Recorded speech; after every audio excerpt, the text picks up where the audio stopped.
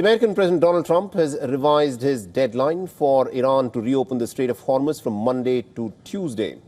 In a post on Truth Social, Trump said that it will be a power plant day and then bridge day all wrapped up in one. He warned that there'll be nothing like it, going on to end his expletive-laden post with praise be to Allah. This is what Donald Trump is now put out on his social media post. Later, the president followed up with another post with a more precise deadline, saying Tuesday, 8 p.m. Eastern Time.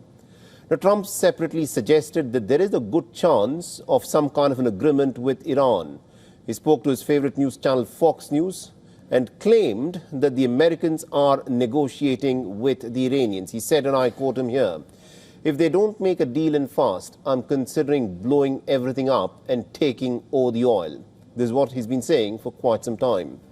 It's important to point out that Trump has issued such deadlines before, but has ended up extending them in the past. On the weekend of the 20th and the 21st of March, Trump had threatened to obliterate Iran's power plants within 48 hours unless the country released its stranglehold on Hormuz.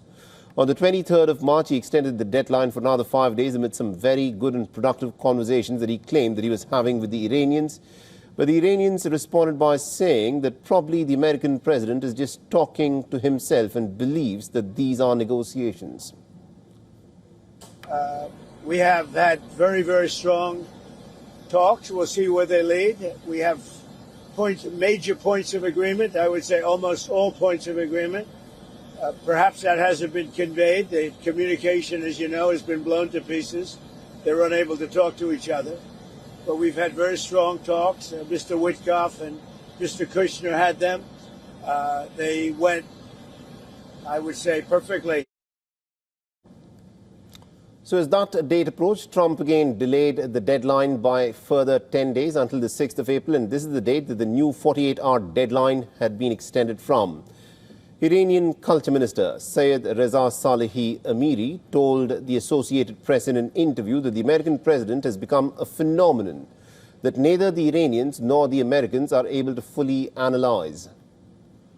Just last week, as Trump addressed the Americans, the White House highlighted 4 objectives of the war: destroying Iran's offensive missile capabilities, dismantling its production system, neutralizing its navy and broader security infrastructure, and ensuring that Iran never acquires nuclear weapons.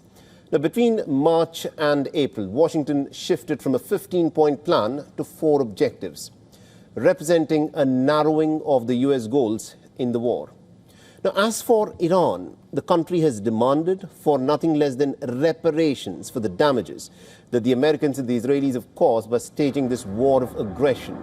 They also are insisting that the Strait of Hormuz will not go back to its earlier status before the 28th of February, and the Iranians will exercise control over it by setting up tolls there.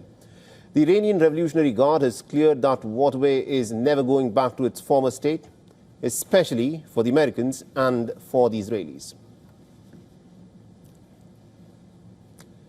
And we earlier spoke with journalist and political analyst James Jackson, who joined us live from Berlin. Listening to what he had to say.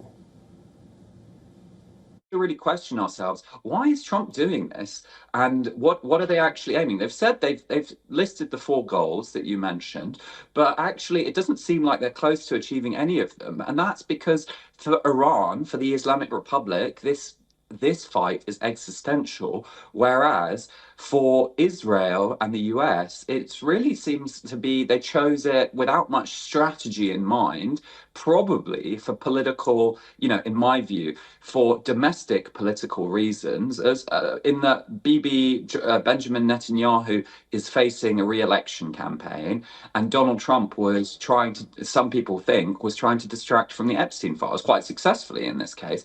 But what they've done in this is they've weakened American standing in the world, they've weakened international law, and they've made the previously defeated, seemingly indestructible America look surprisingly weak.